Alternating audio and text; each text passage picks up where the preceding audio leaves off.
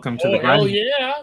Yeah, it's our 80s intro because 80s goes with Christmas like, I don't know, pizza goes with shards of glass. Miami Vice, the role-playing edition. Yeah. That actually would be a really, well, I don't know who would license. You're not joking.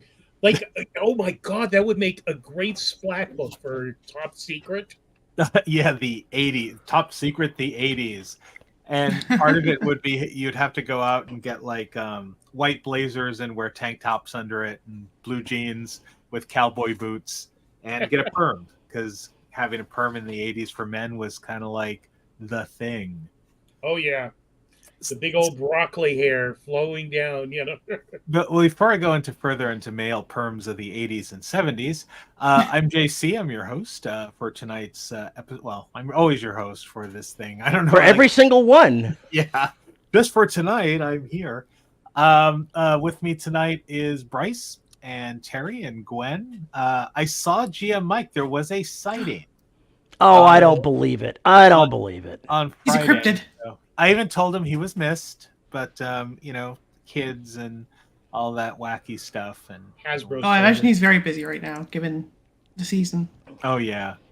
But back to perms. Okay, so I went out on Saturday. It was my wife's birthday, and we hung out with a couple that we know. And he was talking about how like he had this Doctor Strange outfit that his wife absolutely hated. And I was saying, well, you should have just went with the 70s Doctor Strange, where you can actually have like the perm and the porn stash and like the bell-bottom jeans. Bell-bottom jeans, the hairy chest with the huge medallion. Like they kind of cleaned him up after the mid 80s. He just kind of became a little bit more like what we know Doctor Strange to look like today. But man, he was funkadelic back in the 70s. Oh yeah. But that was actually mid 70s when that was, like 78, 79. Did he ever team up with like oh my god, that's Proto Avengers with Captain America and Thor? No, I'm talking about was it Lightning Fist or oh my god, Iron Fist, and I know who you're talking about. Yeah, well, Luke Cage, who had the like fro that just kind of yeah, it was a pretty mighty fro. Did you watch the Doctor Strange movie from that time frame? Oh my god. Yes, I watched all those really bad late 70s, early 80s Marvel movies. The Captain America when he was on the motorcycle. Little Tiny Hammer. There was the Nicholas Hammond Spider-Man. Oh my god, well, the Hulk, obviously, because that was like weekly. Yeah. There was also a really bad version of one, and I know it's DC, but there was a version of Wonder Woman with Kathy Lee Crosby as Wonder Woman, who also rode riding a motorcycle must have been really cool in the late 70s because all the superheroes did it. Even Spider-Man had a toy. There was a toy that he came with a motorcycle. And I'm like, get the fuck out of here. Why does like Spider-Man need a motorcycle? But anyway, see, I stumped everybody. You're all looking kind of lost, like Spider-Man, motorcycle. So anyway, tonight's show is written on a Word document over here, so that's why I'm looking in this direction. So tonight we're going to first talk about one of my favorite topics to bitch about, which is going to be WotC. We're then just going to talk a little bit about what's the best game we played this year. Gwen is going to tell us about the Beacon tabletop RPG, which has a very impressive cover. So I'll definitely try to show that in the screen share. And if we get around to it, we'll talk a little bit about the holidays. Like, I don't know, as a game master, I always threaten that I'm going to run a Christmas adventure, and I never do. And and also holiday movies that I'm always like, I'm going to watch this, and this movie, and I never have the time. Then like January comes, and I'm like, oh shoot, I didn't even watch Christmas movies this year. So I'll talk about the ones that I want to watch and probably won't watch for this year. But first, I guess let us go to our initial topic as soon as I can find our brother. Where's our bumper? Bumper. Oh, here we go. Here we are. Ponies and ponies and ponies and ponies and ponies and ponies and ponies and ponies and rainbowy ponies and sunshiny ponies and... I think symbolically, the little girl with the horrified face is the average customer. And then you have WotC and Hasbro on either side as demented clowns trying to pull this little girl in deeper into their like pits of the depravity and capitalism. I don't know. I'm just throwing that out there. But speaking of capitalism, and again, this is not so much as a bitch fest because I understand it. Like as much as my whole college class I took on business and everything, I get the idea of why Hasbro has to do this, but it's kind of leading down this weird rabbit hole of I don't know. It's weird because like Terry, you were talking about earlier, and I've heard the same thing.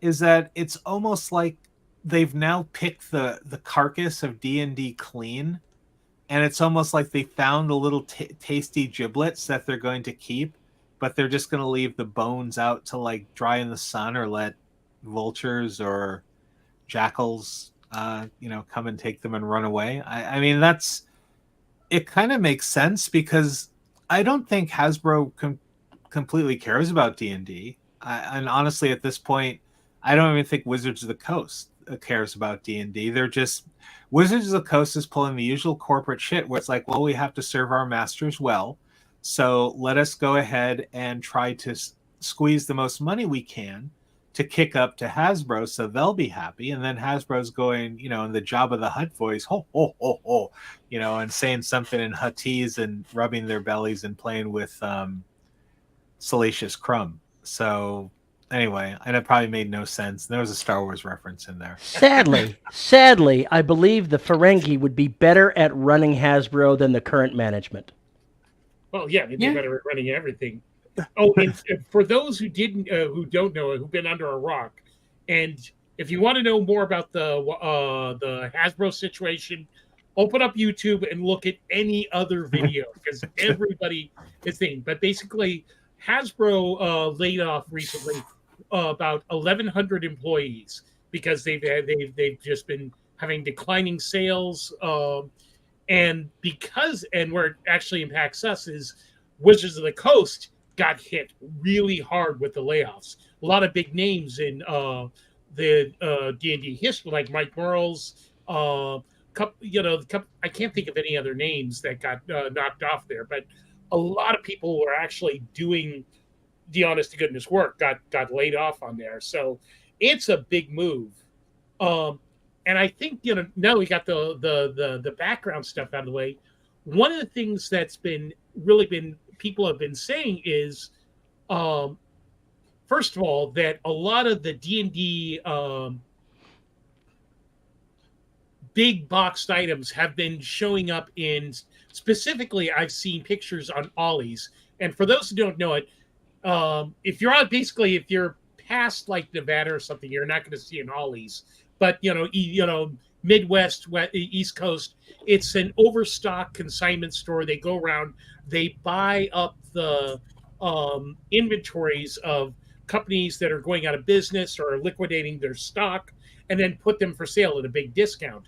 And there has been a lot of D&D branded materials, like their tabletop games that aren't RPGs, and also like big box beginner sets.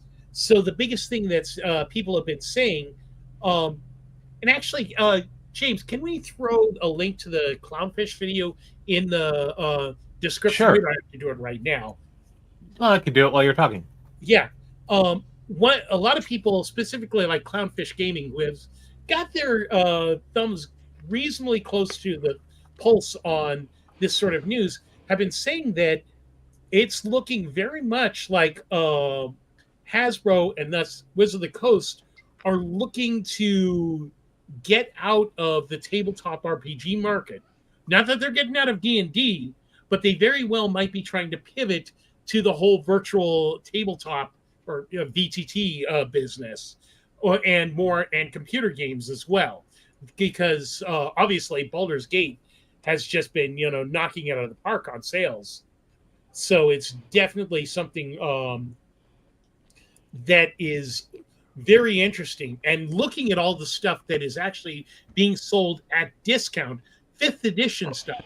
It's not like they're getting rid of all the old 3.5 and stuff that's been accumulating in the warehouse. This is the current stuff that's going on discount. Although I can't say that it's true or not, it definitely makes you go, there might be something to this. So I went and I put in Clownfish's video, and I also put in Professor Dungeon Master's video. Oh, I just saw that today. He had a really great take on that as well. Yeah, so as much as I love Neon and Geeky Sparkles and Clownfish, sometimes they go off on these tangents where I'm just like, what the fuck are you talking about? You just sound like you're parroting stuff back that you heard from like grandma who has a hearing aid and couldn't hear what you exactly said the first time around. But no, they are industry people. But I think sometimes they just get a little lost in detail. But I know Professor Dungeon Master is really tied into like gaming, like seriously, and knows a lot of the industry people. So his take on it's also really good.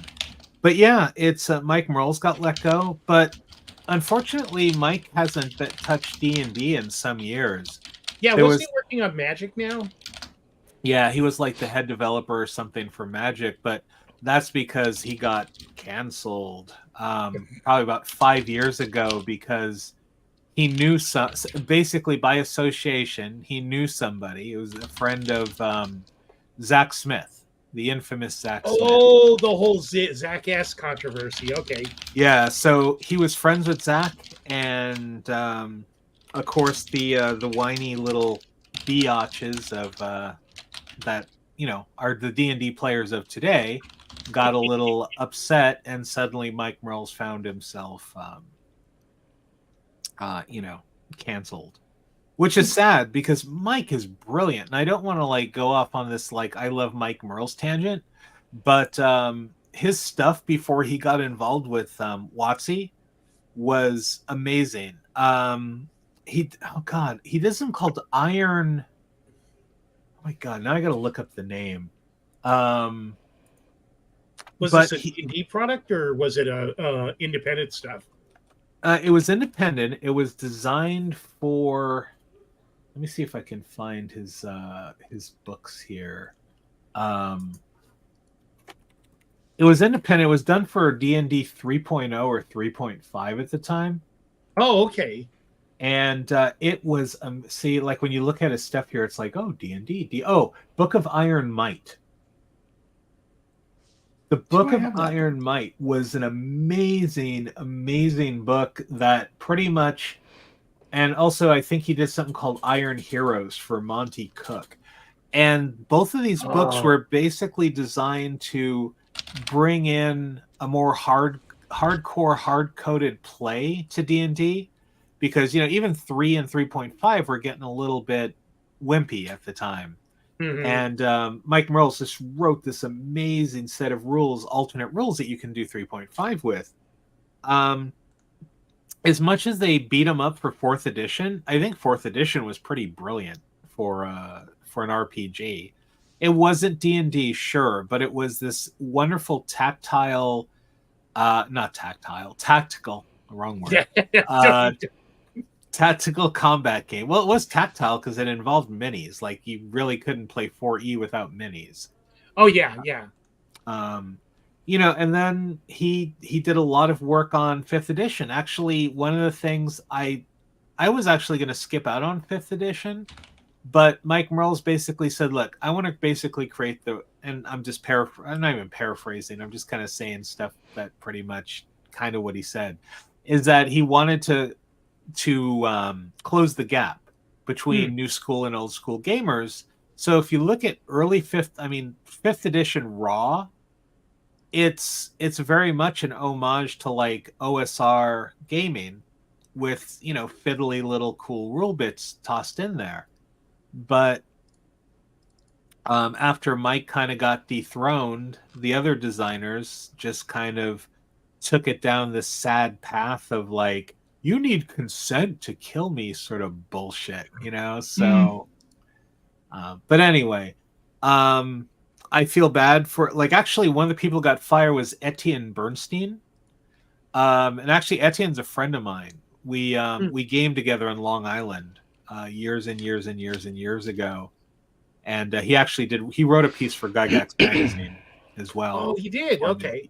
Yeah. But, you know, it's sad, but that's one of the reasons why I like working in academia, to be honest with you. Like, in the corporate world, you are so expendable. You are a number that they can easily get rid of once they find they have no use for you, you know, and that's... Yeah, not to belabor the point, but the timing of the layoffs is really interesting. I used to work in recruiting, and so I know it's some of my older jobs, we usually would have layoffs on a very specific time frame. It would happen right after Thanksgiving, but before like the first week of December, to where you get into Christmas season. That was their, you know, basically you had to lose that head count so that, you know, you could report those earnings for the next quarter. But the fact that they are doing a huge head count dump right now is that they got some bad news.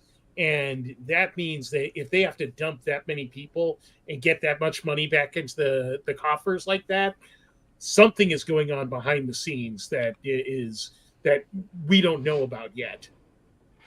Yeah, because I mean, I've heard people who actually seen the new VTT, the virtual tabletop, and to be honest, I have been kind of poo-pooing on it for months now, and after I heard what it basically is compared to what I thought it was, it kind of sounds cool. Like the Professor Dungeon Master did a piece on it, and he was with that guy they call Bob the World Builder. Yeah. Oh, yeah. And they basically said that it is more of a set of virtual Dwarven Forge than it is actually a VTT. Oh, so interesting. Yeah, so it's all like dungeons are 3D. All the pieces are just very like everything you can interact with, and even the minis. So it's not like, you know, on a VTT where it's like, I'm going to move my character and, you know, like it slides up a couple of things. The feeling apparently is that you're pretty much grabbing and moving the mini virtually in the game. And that's what I still don't agree with, having everyone on their laptops while the game master runs the game, because to me that's not really social. Because, you know, I'm going to be on Facebook, or I'm going to be ordering from Amazon while I'm supposed to be taking my turn. However, I think it's a cool idea to, you know, for people who want to play in that fashion, to have this virtual Dwarven Forge set, and they can build all kinds of cool stuff. And so, but and Baldur's Gate did really well too. So that was the thing. I was kind of like you. I wasn't that interested until in 5th edition, until I played Baldur's Gate. And in a weird way, it's almost a backwards way of getting you into going, oh, this is how the play system's supposed to roll. And actually seeing it in action like that, I'm going, okay, I want to actually do this on the table. They did a real good job of seducing us back in on that regard. All right. So, Gwen or Terry, I know we've been kind of hogging up the bandwidth here. Any comments, thoughts? Well, I think they picked an interesting time to go ahead and try to dump everything after they've basically peed all over its carcass. Oh, God, yeah. I don't have too much to add, mostly because I don't like business. I have studied business for a bit, and I didn't like any moment of it. It's business seems to be growing into a very toxic mindset even when you're learning about it. And this kind of move just kind of enforces that for me. Yeah, it's a very unfortunate thing that happened, and it's especially unfortunate because, holy crap, like why now? Why not in like March? Nothing happens in March. Yeah, it's all based on quarters, kind of like Bryce said. They Yeah. actually, going into the first quarter, there's all these things they can do for one, tax breaks, to basically enforce their, the money that they're making, and it's crazy. And even though maybe there was a nice severance package, that's still a lot less money to a corporation than having to keep you on full time. Like, them paying you 3 months of severance and doing something else for you is way cheaper than keeping you for a year, or because firing someone is actually a very expensive endeavor, but it's not as expensive as keeping somebody, if that makes sense. Oh yeah, and it's the whole point of if you got them on the books, that is going to be when people are making projections about how much you're going to be making each quarter. If you've got this giant head count, that's all on the red right there. And when they've got to prove to their stockholders or investors are going, oh no, we're really going to be making money. They've got to make sure that when they make the projections, everything they have as few liabilities as they can get away with. Yeah. All right. So I'm going to say let us go ahead and switch gears here. See, we only talked for 24 minutes about WotC. That's kind of that's kind of a good thing. All right. Let me see if I can find the version of This Week in Gaming that isn't That isn't sleazy. yeah, I think this might be it.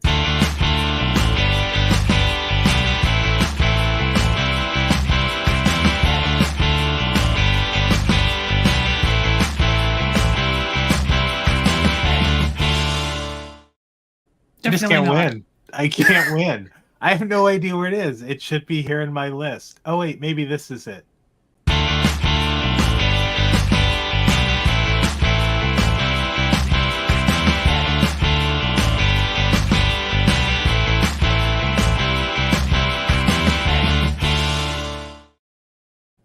All right, that's a little better.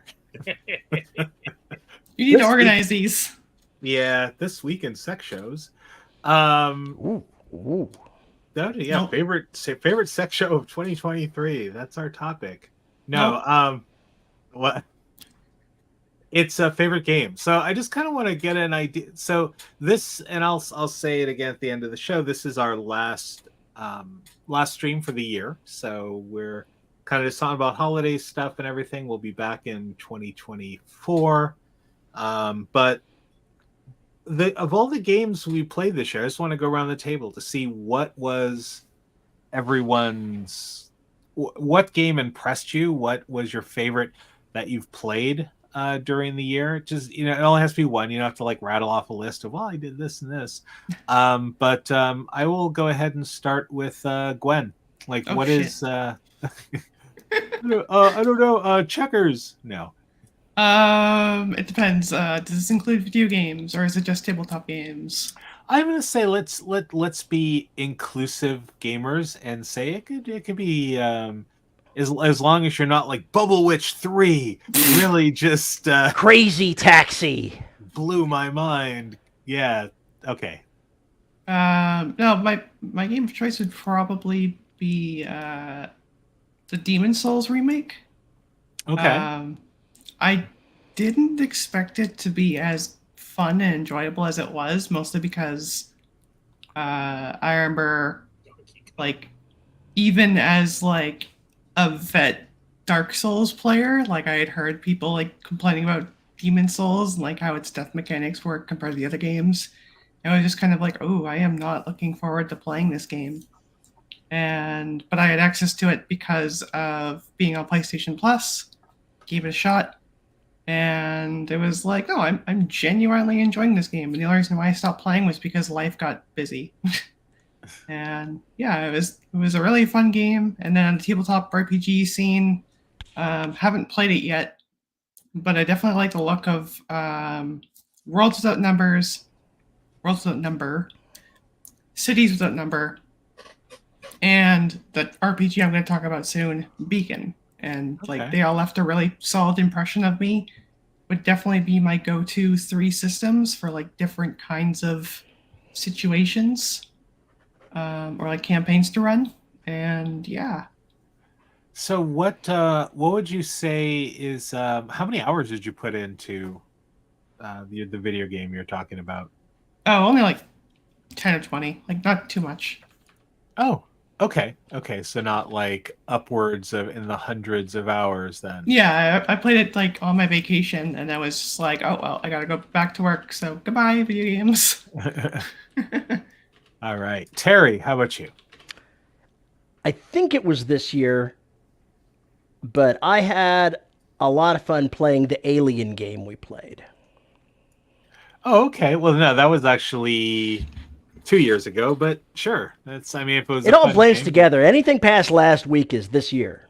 I'm starting to get to that point too. All Now, right. if I had to pick this year, then, gosh, I don't know.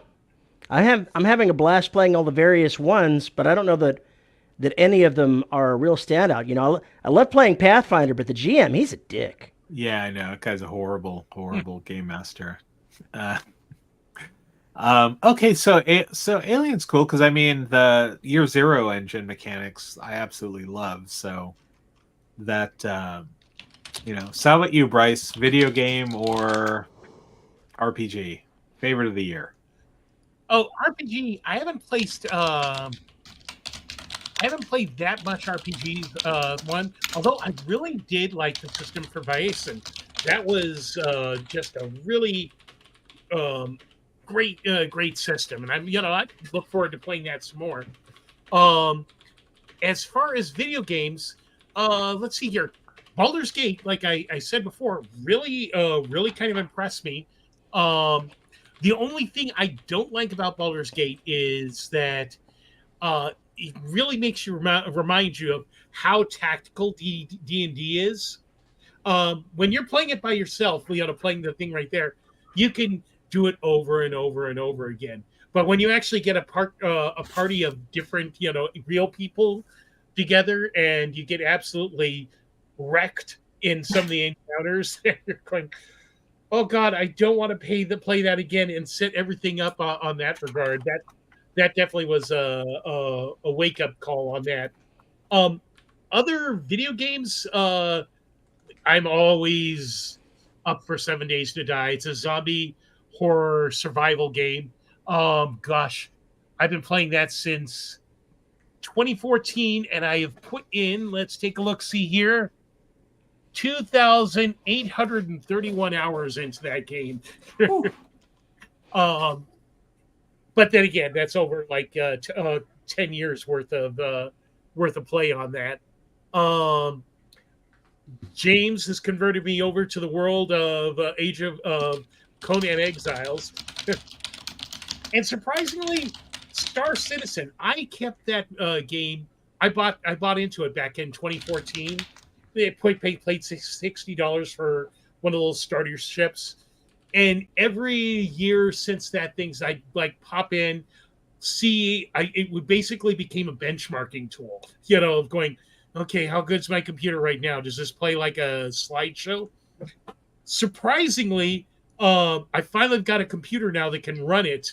And now that I'm actually to get to play it as a game rather than on the thing, I'm going, wow, this is actually surprisingly fun. And for all the people that are saying, oh, this is vaporware, it's never going to arrive, I'm going, no, it's actually a pretty well-developed game. Not that I'm saying everybody needs to jump on it, because it's still, even in 2024 or 2023, it still has some brutal system requirements if you want to play it as on a game. But, if you do got the system that can play it, it's surprisingly fun, not just for single player, but especially multiplayer.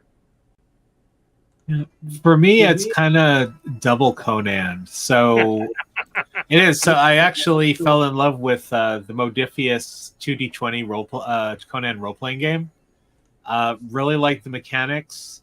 It's incredibly smooth, in my opinion. It has lots of fun fiddly bits, and it's really well done. Like it really, to me, plays like a Conan story, right?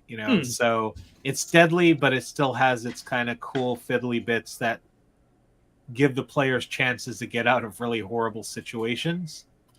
And then the other one, like, because Bryce and I play in the same guild, which is Conan Exiles, which also is just, I don't know. At first, like, I actually have had the game for a couple of years. I played it for a whole half hour when I first got it and said, oh, yuck, this is all survival gaming. I don't want to do this. And I didn't pick it up again until sometime this summer, when I was like, oh, wait a minute, this is kind of cool now that I got it figured out, and so on and so forth. So with that said, I have, since probably June of this year, maybe July, have put in 259.8 hours Whew.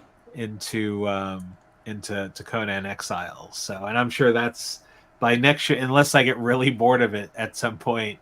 I'm probably going to double that soon, because it's really fun playing in the guild, especially because I think if you're playing by yourself, you run out of steam and go, all right. But when you just got a group of people that get together and like, let's go beat the hell out of, like, this. Oh, especially with the new Age of War chapter, where you actually have to like plan and siege an entire castle. Like, figure out. Yeah, really interesting stuff. Creating explosives to get through the walls and battering rams and taking down mercenaries. And I don't know what it is about that game, but it just absolutely nails that low fantasy. Even though when you get down to it, it's just your basic, MMO, hack and slash type thing. It still is got something that, like, EverQuest or, gosh, I don't know what the MMOs the kids are playing nowadays, where you're just mashing buttons. I don't know what it is. It's just this one's a little bit better. And like you said, when you've got friends playing with it, then it becomes an addiction.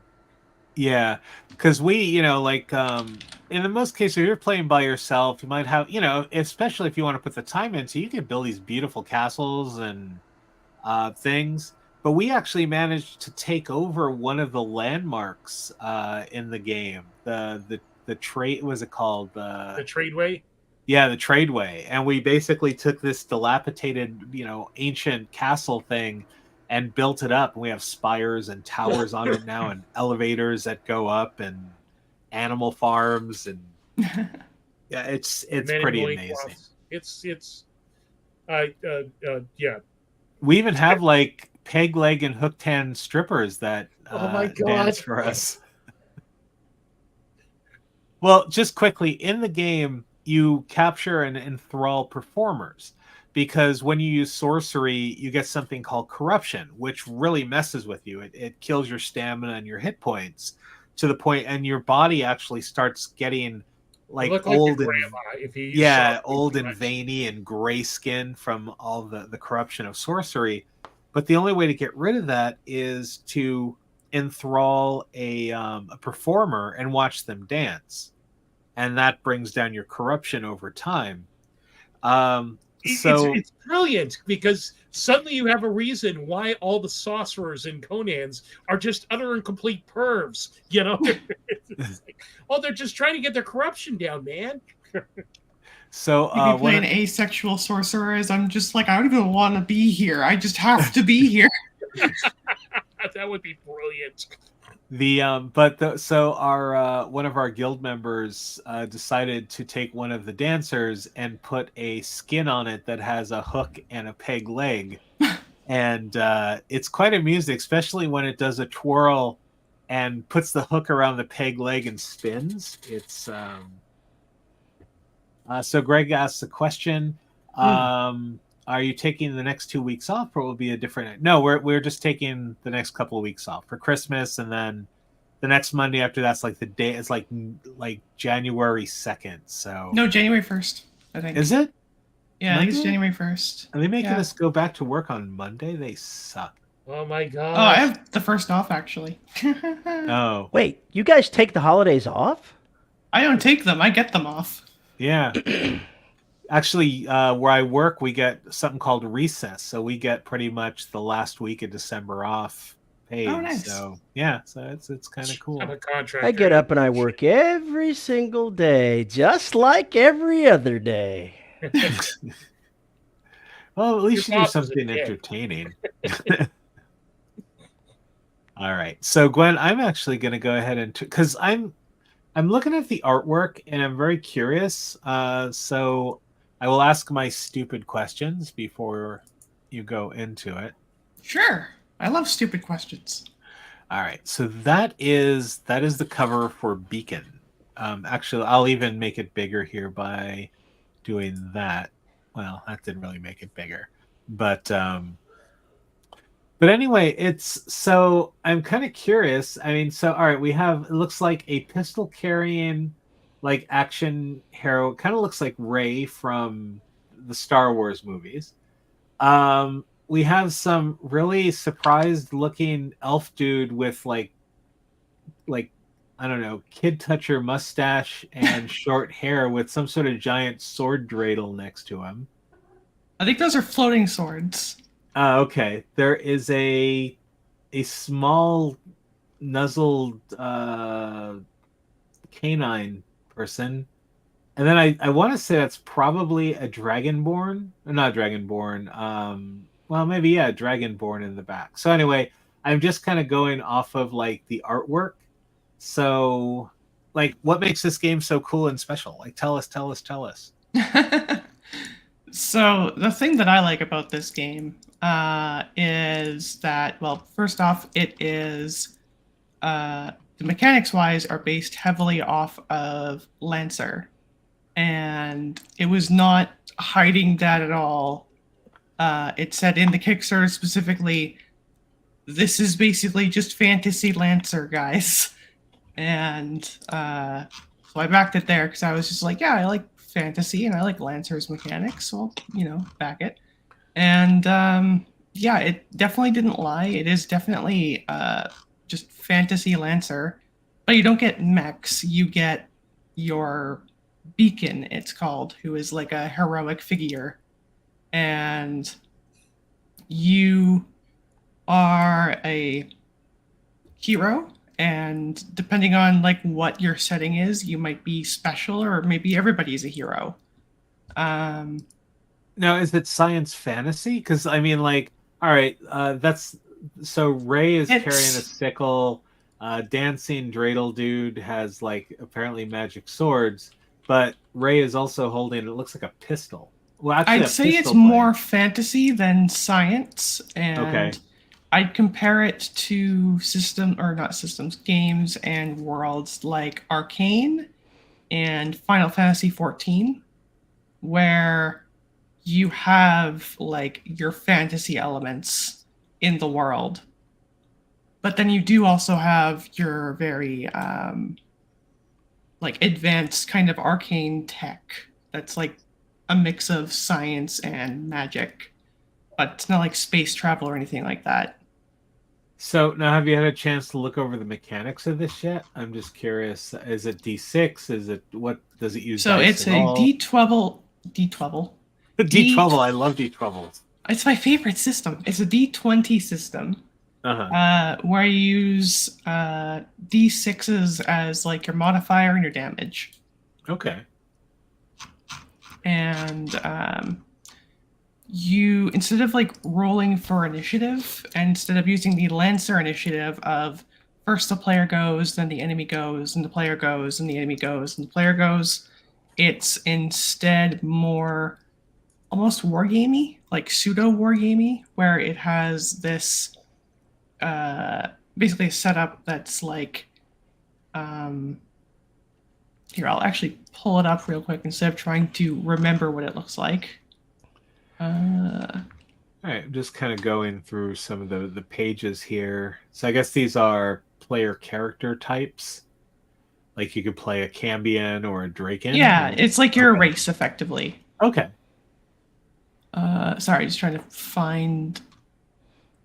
That is the one problem when you're trying to find something while kind of nervous, is that finding it becomes a pain in the butt.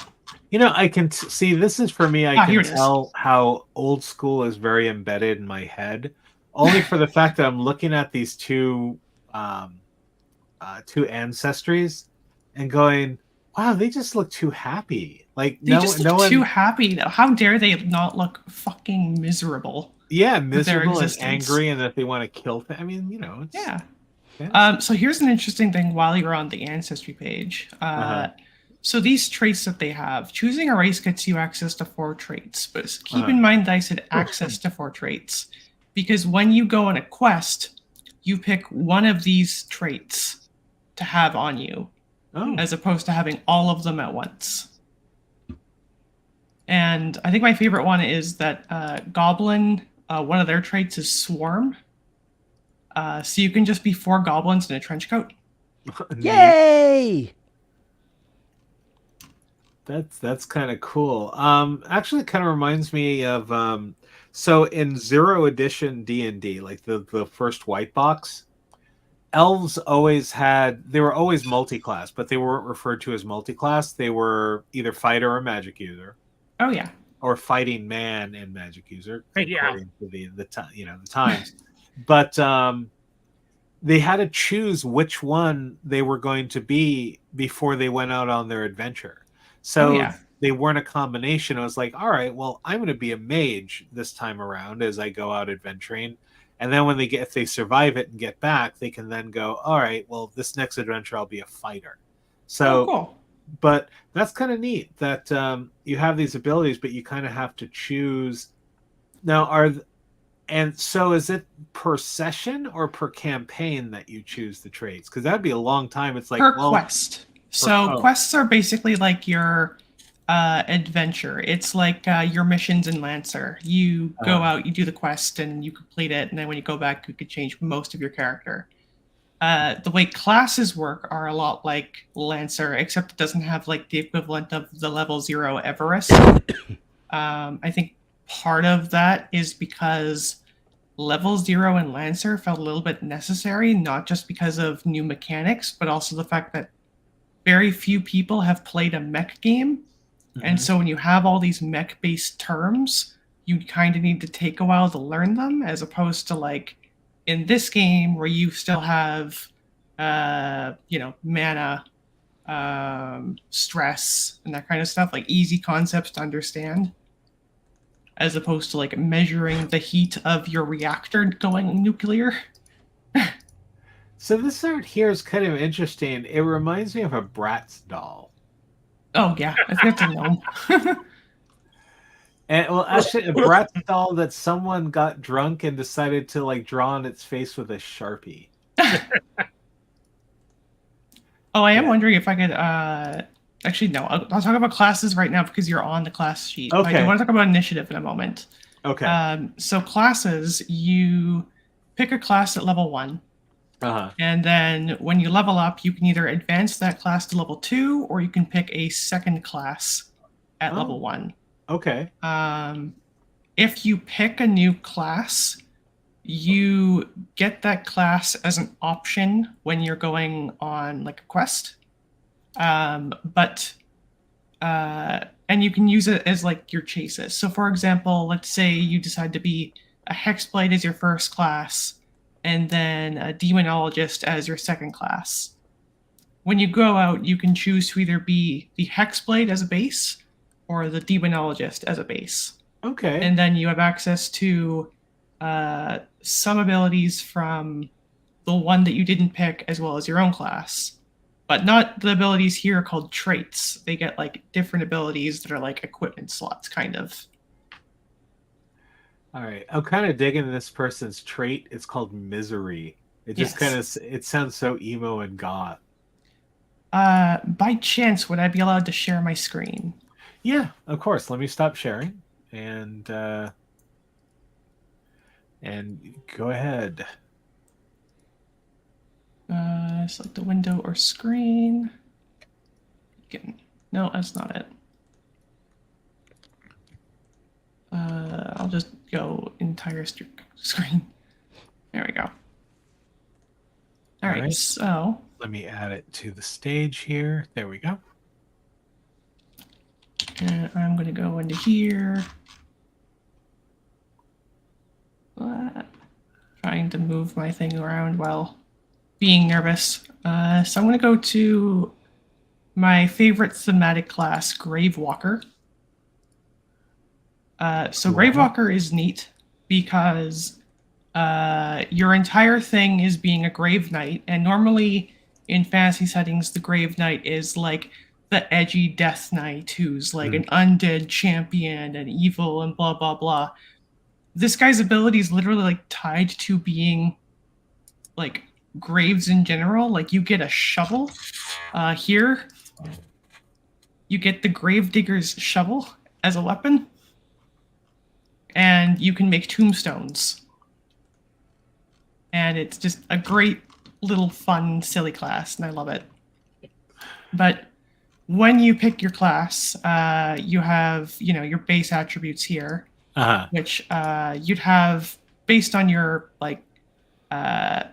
base class. Like if you're the demonologist, you'd have a different base attributes and stuff like that. And your traits are also decided by what class you're like properly going, like your base class. And your limit break is the same, and your limit break is like your ultimate attack, and you can use that like once per quest. So use it sparingly, but and then it kind of reminds me of 4th edition D&D in a way. With Lancer was heavily inspired by 4th edition D&D, and therefore this was. And then your like rank 1, rank 2, rank 3 stuff is kind of the like stuff that you can change around depending on your classes that you've unlocked and whatnot. Like if I was, let's just go to whatever this is. If I was an Equinox, I have a main weapon slot, and if I was, if I just had a level in Gravewalker, but Gravewalker wasn't my main class, Equinox is my main class, I could grab the Gravedigger's shovel as my main weapon. It wouldn't necessarily be recommended, but I could do it because I have access to level 1 of Gravedigger or Gravewalker. So you mentioned the initiative is unique. So how does the initiative work? So let me just go. Actually, let me go to 404. There it is. Has a lovely little combat quick guide, which saves me from having a heart attack. So you have this like combat structure, and basically depending on what you want to do determines where in this structure that you appear. So if you wanted to take a full attack, you'd be like almost definitely going last in the turn or in the round. And then if someone wanted to cast a spell, they would have to go in the channel phase, and then they'd unleash it in the release phase, meaning someone can like shove them or grapple them or do a quick shot at them with a ranged attack, or I think fight. They could like run up to them and beat them up. They could mark them. There is that kind of delay between when you do it, and so you have to kind of like think ahead of time like what you're going to do and like if it's okay to do it. I kind of like that. I mean, it's not I got a 3, now I'm going to wait till my turn on 3. You know your phases, and then you can strategically plan out what you're doing and what phase that you're going on. So that's and like you might think that would be awful for the game master, but actually the game master gets a bit of relief because monsters have a set initiative. Oh, okay. So like some monsters will just always act in phase 5, no matter what they're doing. Okay, that makes sense. And so you can kind of plan around your monsters once you like know your enemy a bit, and you can be like, okay, I know that like they're always going to act in phase 5, and they can do a full attack even though it's phase 5. So I'm going to instead do like a volley, or I might shove them, but that would be on the same turn, so you kind of have to pray. Yeah, or you can rush them. Yeah, you could rush them. Well, rush is basically your double move. So you have like your standard move action that you can use during your turn, or you can decide to rush, where you can get your normal move and then another move. So rushing somebody wouldn't necessarily do much, but it can help you get close to the fight quickly. Because channel is the only one with like 2 turns essentially. Basically you choose which one is your main turn. So if you move during channel becomes your main turn, but if you decide to not move and only channel your spell, then the release becomes your main turn, and so you can move and adjust and do your minor actions and stuff like that during it. Actually, I really like that. That actually, I do. It's really cool. Yeah, it's definitely interesting. I can't stand combat that. It's one of the reasons why I kind of like Conan, where you just say, all right, all the player characters can go first. You guys can strategize whatever you want to do. And if I feel like I need to step in, I can spend a doom and break initiative and take the next turn. So, and one thing that I find interesting that kind of ties back to Lancer a bit is if somebody, say, like, let's say, I want to fight, the enemy wants to shove, and Steve wants to grapple. How it would work is it would go the Lancer route of players go first, then enemy, then player 2. Unless the enemy has a special ability, in which case it'll go before the players. All right. No, this sounds really cool. Also, the name of the game company sounds cool too. Pirate Gonzalez Games. We actually have we have a Gonzalez in the audience. I don't think he's a pirate though. Yeah, not yet. Yeah, not yet, but soon. Soon you'll be a pirate. He's training for it. Absolutely. No, but this is cool. Well, thank you for sharing. And this falls into your favorite games of the year so far? Yeah, I haven't been able to play it as it came out like 2 days ago. Oh, wow. Okay. Yeah, but like I saw this and I was just like, man, I am in love. And like I haven't even gotten to like some of the other things. Like there are bosses with like multiple phases and like completely different mechanics during them. There are like items you can buy specifically for like one quest. So they last for that quest, and they can be like pretty strong items, but some of them can be like one-time use during that quest. Otherwise, it could be like you gain +3 agility for the entire quest. That's awesome. Yeah. And so does Pirate Gonzalez Games make the Lancer game as well, or no? Nope. Okay. I think it falls under that thing where you can't technically copyright game mechanics, and so they can get away with this. Okay. But I wouldn't be surprised if they contacted like Mastiff Games and were just like, hey, so we have this idea. Do you mind? Yeah, that's usually the best way about doing it. But yes, legally, if that's, if they say no, that's like, well, fine, I will just change some names and some things around and yeah. Oh, I do have to show off my favorite class though, and that's the Aegis. And the reason why I have to show this off and why it's my favorite class is because, well, first off, I love bubble mages, like, mages that make a bubble of defense. And second off, I was originally looking at this in like, this kind of view. So like I didn't see Mage Boy in the corner over here. So I just saw Aegis Defender and I was like, oh, it's definitely like, your standard Aegis of huge guy in heavy plate armor with a giant shield. The standard. And then I was like, okay, I might not be into this system. And then I scrolled down and then saw this guy and was just like, hold up. Wait a minute. And then looked through its abilities. And yeah, you are just a mage who can make bubbles and like you protect your allies. You can't protect yourself with your bubbles, which is an interesting quirk. But yeah, and also classes get this nice little blip in blue that gives kind of advice of like how to build them, and like, you know, Aegises are fragile backline defenders, so don't pair it with something that wants Oh to my smash God. people's faces in. This is very 4th edition in that mindset. Oh yeah, and I mean it is defender too. Like Yeah. how 4th edition had, I think it had defender or like similarly worded defense-based things. Well, I'm hoping that you get to run it and then report back on how it plays. Yeah, I'm very excited to try it out someday. All right, so I just need to find somebody to play it with me. So let's go into our last bit here. So before we go, I just want to touch in with Terry to see if are there any Kickstarters that came in? Like honestly, my Kickstarter porch has been dry. Like everything that I've had Kickstarters on won't be, or just bare, like either. Well, Beacon was my Kickstarter. Oh, okay. I had actually like forgotten about it largely. I just kind of remembered it as like the thing that was Lancer, but not. And I was like, I'm probably not going to be interested in that. And it came out, and I was like, oh, I have something to read. And it's like, oh, I have a new favorite system now. Ooh. I've heard about this. Is that a reprint or? This may be a reprint, but I supported it and got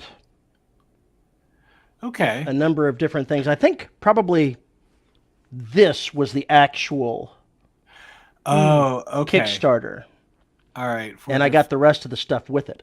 Yeah, Mike Shea is an amazing writer, and I used to follow him for quite a bit. But did some wonderful stuff with 5e. Like if you read any of his, like those lazy dungeon master guides, they are amazing and getting you like up to speed to like run a game if you've not run a game before.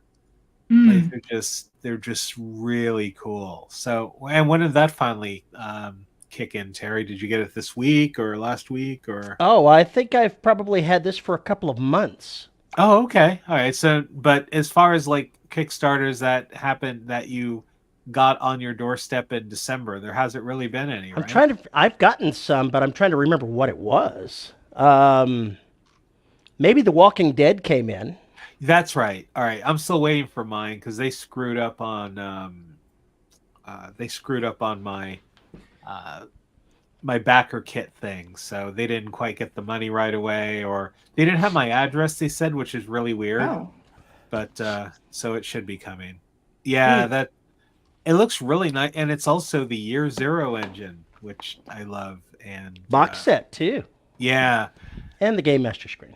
Yeah, I did the same things. I just honestly get the starter sets only for the fact that they come with the dice.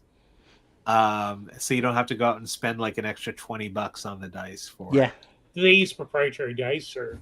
Not really. It's D6s, but Year Zero does so the same thing with Vaesen. So, like the success is a D6. So what they do is they put, some little symbol where the D6 should be. So when you roll the dice, that makes sense. Yeah, so it's not like Modifius's dice are a little different for damage because like 1 and 2s count, 3s and 4s don't, and then I think 5, 6 have like a special thing attached to them. So, but anyway, let us go to the last thing, and I just want to close out on this because it's the holidays and everything. So I just want to see what's your favorite holiday movie? What would you suggest people to watch? Die Hard, obviously. I was about to say Die Hard. My dad and I just saw that the other day as a Christmas movie. All right, that was easy. Two Die Hards. Yeah. Bryce? Hey, I'm surprising. My favorite Christmas movie is Aliens. Ah, okay. It brings along Aliens and the original Iron Man. Those are two. The original Iron Man's the that's one of those movies that doesn't matter if it's watched on. It doesn't matter where it is in the movie. I will always have to sit and watch it to the end. Yeah, for me, it's like there's a bunch of them, but for the most part, it's Muppet Christmas Carol, because that's an amazing film. And believe it or not, my son and I actually every year will watch 8 Crazy Nights. Like neither of us are Jewish, but there's just something about the Eight Crazy Nights cartoon that's childishly amusing. If you're looking for a fresh recommendation, I think folks should watch Spirited with Will Ferrell and Ryan Reynolds.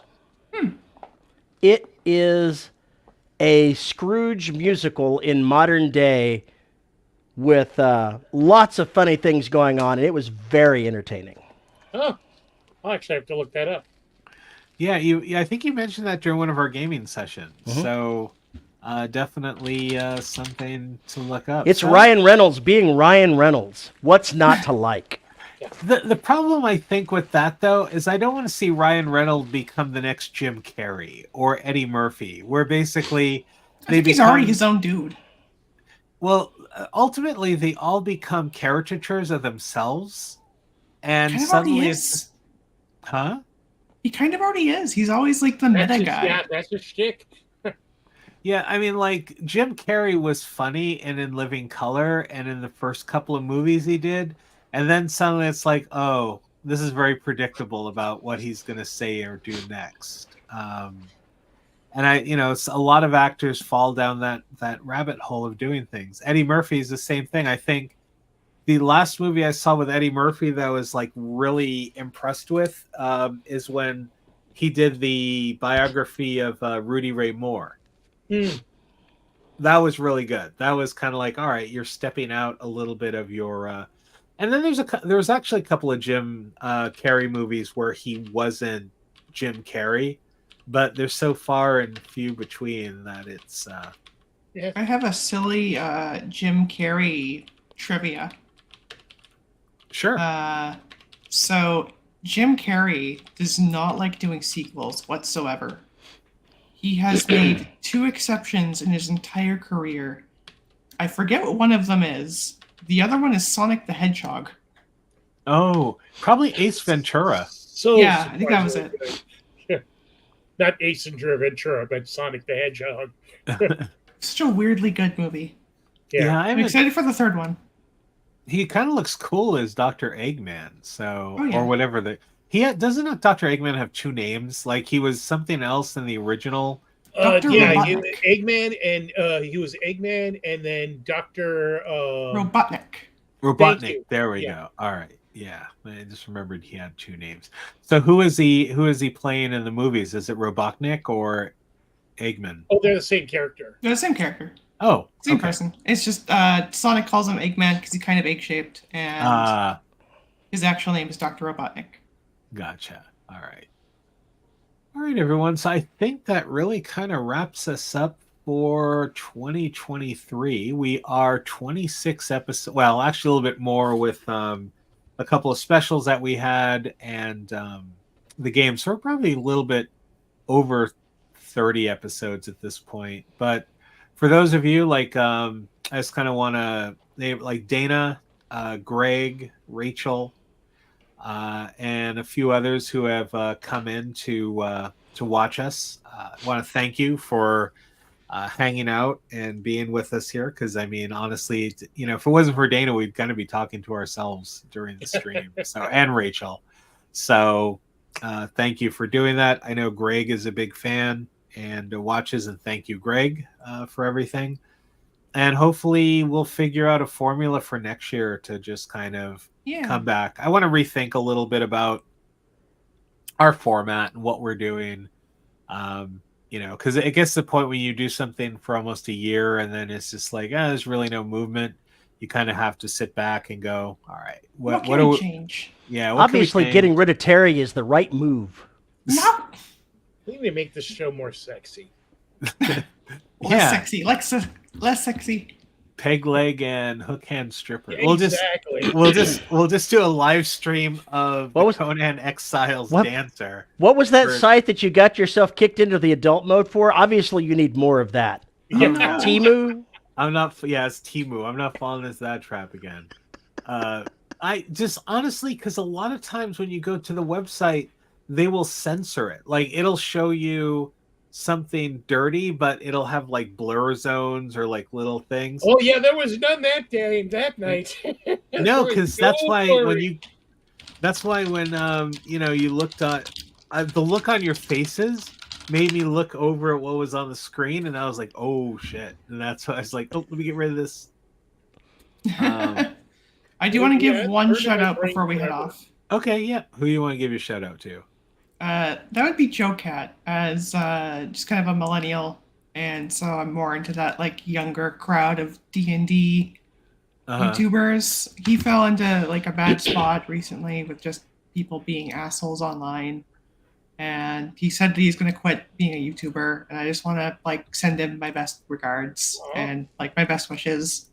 Right. That guy was like kind of a hero and like a bit of my inspiration, and I followed him since like the beginning. So seeing him go is a little bit sad. Can you put a link into the chat before we go? Just I can link it to you, and you can link it to them because the chat doesn't like me. All right. So were you going to send it via what? I'll Discord send it. Yeah, give me a moment. All right.